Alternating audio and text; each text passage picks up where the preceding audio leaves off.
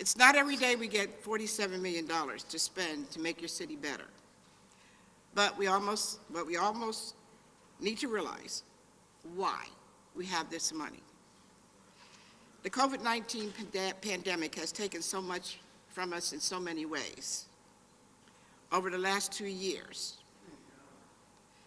This is why it is important we get this right now.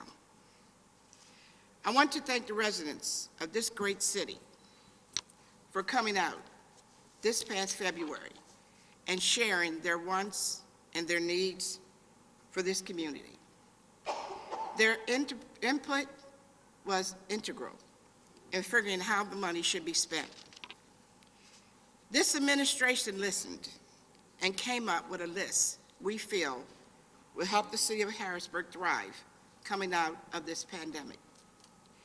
I want to thank my administration for their hard work over the past 5 months.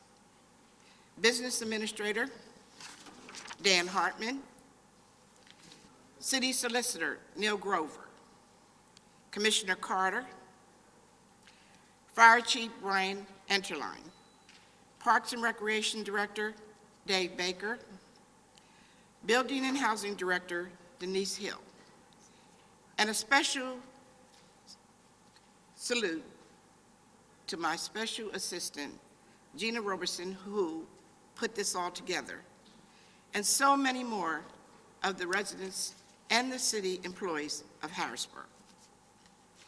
On Tuesday, May 10th, I formally sent a letter to City Council requesting the use of 42.46 of the $47 million received by the City of Harrisburg. This is broken down into 4 central regions and categories. Number 1, help for low-income residents and businesses in need. Number 2, city beautification. Number 3, public safety, and covering lost revenue is number 4. Now, over the coming weeks, council members will have a chance to review the administration's requests, then speak to and question our department heads. We feel every dollar we requested is certainly necessary for this city. At the center of this request is the responsibility we feel towards helping the most vulnerable in the city.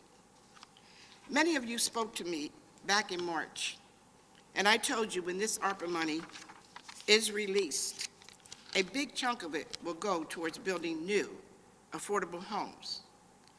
Every family has the right to a safe home with a roof over their head, a place to keep them warm at night where they can make memories as their kids grow up.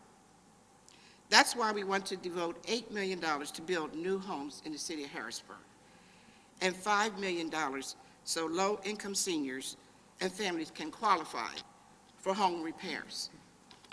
We also plan to wipe away trash debt if you fell behind on payments. And if you're a struggling small business, up to $10,000 in grants are available to help you.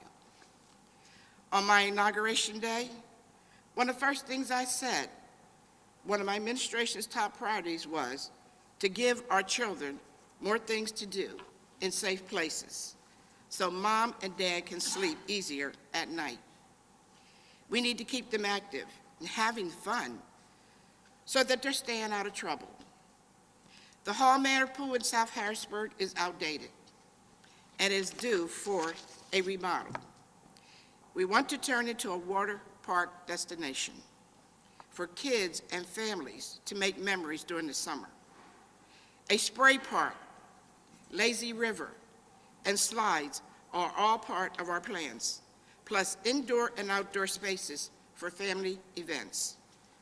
On the same lines of giving kids a safe place to play, our playgrounds need to be inclusive for everyone. We need to update them to fall in line with Americans with Disabilities Act federal standards.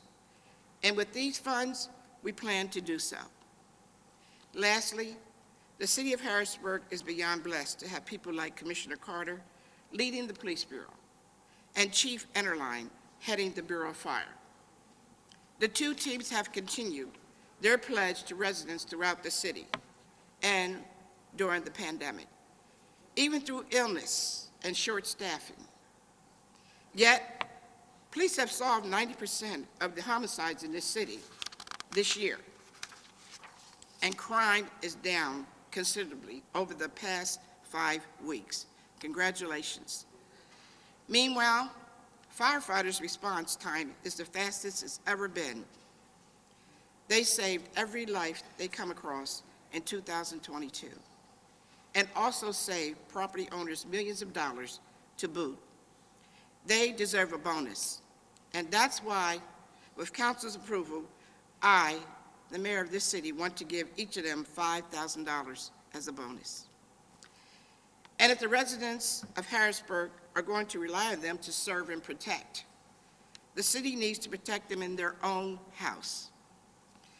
The HVAC system in the public safety building next door is decades old and desperately needs an upgrade to meet modern health and safety operational standards. It's important to note this is a blueprint, phase 2 of a 3-phase process. First, where the public meetings. Second, the city gives its request to council.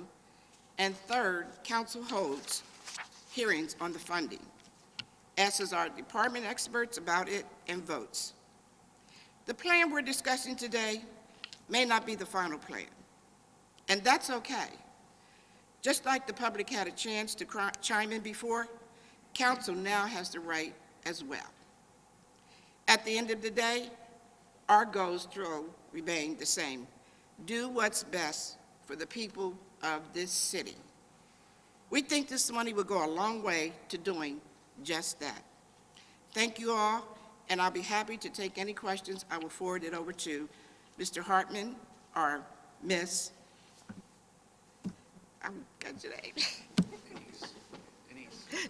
Ms. Hill, I'm sorry, I didn't want to say Denise, I apologize. Ms. Hill, who is our Director of Economic Development, or even Chief Carter. Thank you.